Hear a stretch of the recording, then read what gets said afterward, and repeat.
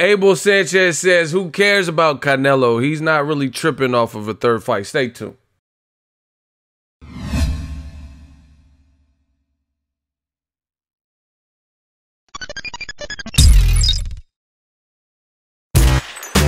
Boxingego here. If you like this video, make sure you hit the like button and also subscribe to the channel and hit the bell icon on the top of your screen to get notified when the latest new content drops.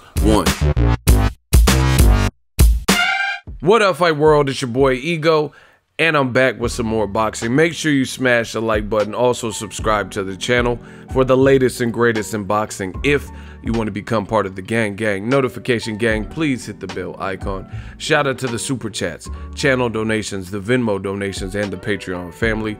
We working. Now, I just seen an interview with Abel Sanchez. The link will be in the description. It's with villainfy. I think I said that right. Link is in the description, and he's talking about Canelo in this, excerpt, this portion of it. He was being asked about Canelo, I guess you could say. And he first started the interview saying, basically, I'm just going to paraphrase. He says that it's like going to the Super Bowl World Series, and there's a lot of unfair criticism.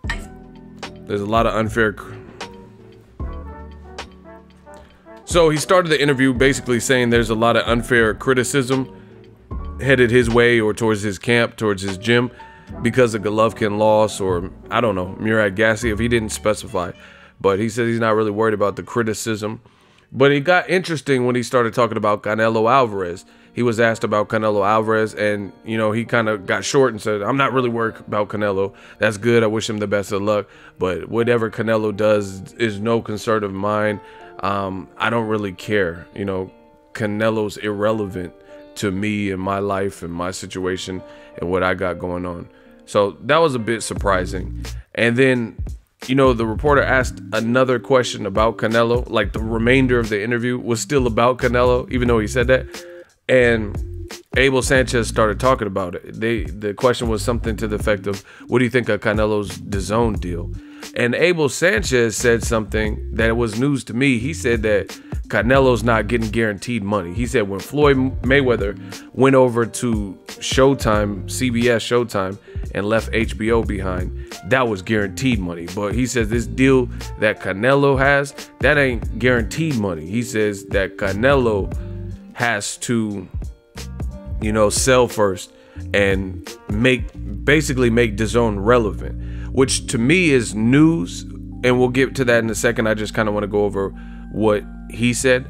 And lastly, they were talking about Cnaelo versus Golovkin fight, and he just basically said he's not pressed about it. He doesn't really care if Cnaelo moves up to 168. He's not worried about a fight, a rematch, a trilogy.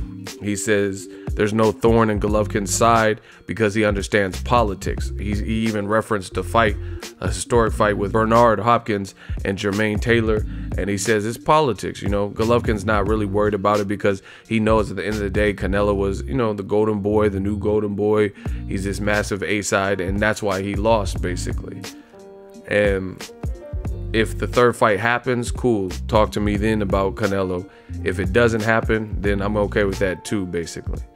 So let's just try to unpack it. First of all, talking about the DAZN deal, what Abel is saying, and the link is in the description, is news to me, because I was under the impression that Canelo Alvarez is getting a minimum of $365 million, and he has incentive if he brings more people or they hit certain parameters because of the viewership that he brings, the audience that he brings. He can make even more money than that. So I don't know what information Abel has, but my knowledge of the situation, or my understanding, is that Canelo is actually guaranteed to make at least $365 million. So if anybody has more details or more information, or maybe an in-depth write-up or interview that you may have seen that stipulates that Canelo Alvarez is not getting $365 million, pretty much guaranteed? Let me know. Drop it in the comment section, because that's news to my ear. I thought he was getting that as a minimum, with the incentive to, you know, basically like a commission if he does extremely well, or his fan base and his fights. Let's say he puts together a big Danny Jacobs fight and it sets a DAZN streaming viewership record of audience retention, then he can make even more money, you know. So that's my knowledge of his deal. About Canelo and Golovkin, a trilogy, I'm actually glad that Abel Sanchez said this. Here's why. Because I think that Canelo Triple G, the third fight, doesn't need to happen immediately. They already gave us 2 back-to-back. There's a lot of options at 168, since Canelo's up there, or 160 for Canelo, and a lot of options for Golovkin at 160, you know? And they're talking about him maybe moving up to 168 to fight like a Caleb Smith.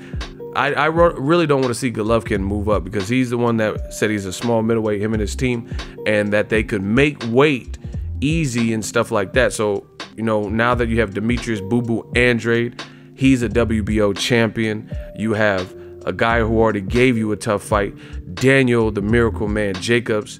He fought 3 undefeated fighters after Golovkin and became a champion, fighting somebody that Golovkin did not fight. You know, didn't want to risk it or whatever, with Sergey Derevyanchenko, had a tough fight and became the IBF champion after Triple G got stripped. So it's just too many options at 160 to me. I don't want to see both Canelo and Triple G leave the division, you know what I mean? Because those are the two, you know, the big names that other people in the division need to fight to prove their true worth, you know? And then obviously Jamal Charlo got ordered by the WBC to fight Golovkin. So it's just too much work and too much action to me to see both Canelo stay gone in 168 and then Triple G move up. So I think one of them, if not both of them, I think Canelo should do a one and done, to be honest, because I don't really see him at 168 right now. You know, is he going to fight? Because if he does, then I'm going to expect him to fight Jose Uzcategui, David Benavidez, Gilberto Zurdo Ramirez, Caleb Smith, you know, the guy who knocked out Rocky Fielding, and those types of challenges. You know, Caleb Plant's up there. So, you know, I see him kind of setting history for his first fight to close his year, make this easy money. You know, I don't know if the fight's going to be easy. I have to do some more research on Rocky Fielding, because size does matter to a degree. Canelo clearly has skills, but, you know, he was outskilling Julio Cesar Chavez Jr., but he still got tired in that.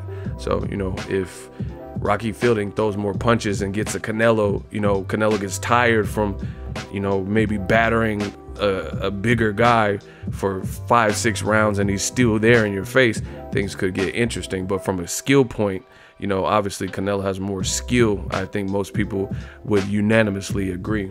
So, you know, I'm glad Abel Sanchez said that he's not really worried about a trilogy fight, because I'm not either. Again, fights like that, they can always rematch. Same thing with like heavyweight, Anthony Joshua and Dillian White. I don't want to see them fight in April, because at the end of the day, they could fight each other at any point and it's still sellable. You know, Anthony Joshua, hypothetically, he could lose to Tyson Fury or lose to Deontay Wilder, and guess what? The Dillian White fight is still relevant. It's still, because it's a domestic beef. It's like Amir Khan and Kell Brook.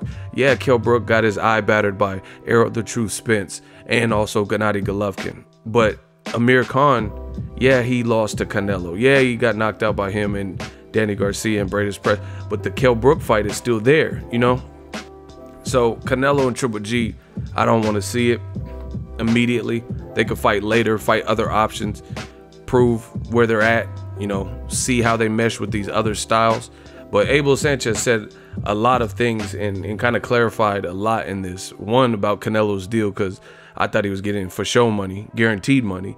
And then the second part, that he's not really worried about a trilogy. That's great news, because then I don't want to see Golovkin chasing Canelo, you know, and not, you know, trying to fight Ryota Murata to stay warm and to stay sharp, you know, fight Rob Brandt or somebody that people don't really want to see those particular fights at the moment, in hopes to get a Canelo Alvarez fight in a little bit. You know, I don't want to see that. I don't believe like, it's like Pacquiao and Juan Manuel Marquez. They have some of the best fights together, but they still did stuff in the interim. They didn't just fight each other. In fact, in the first 2 or 3 fights, there were big gaps in between when the first happened and when the second happened. You know, and let's say Pacquiao will go on to rematch Eric Morales 2 and 3. You know, so he didn't just fight Marquez and then fight Marquez and then fight Marquez. Another reason that's not good is we see what type of fight and affair it is when Canelo and Golovkin lock horns.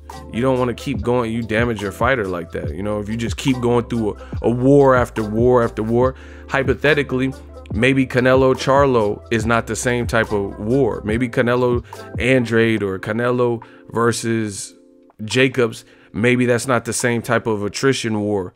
You know, maybe some guys can't take his shot. We don't know. We got to see it. You know, same thing with Triple G. Maybe he fights Charlo or Jacobs and wins easy. Maybe he loses. You know, we don't really know.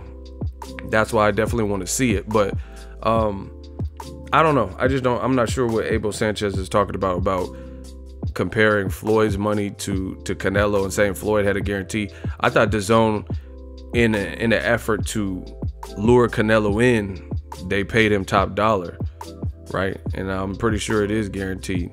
But if you guys have any clarification on that, let me know. As far as the Canelo and Triple G, I'm glad that he's saying that they're not really worried about fighting Canelo, and he wishes him the best of luck, because that's how I feel. I feel like give it a rest. They can always lock horns later. Let me know what you guys think. Watch the interview. Make sure you smash the like button as always. Hate, comment, and subscribe. Till next video is Ego signing off. So if you enjoyed this video and want more content like this on the channel, you can show your appreciation by going to the PayPal donate button or the YouTube support button. And you can donate any amount that you feel is equivalent to the value of this video. Much more to come. Thank you guys for your support. Boxingego, the future of boxing.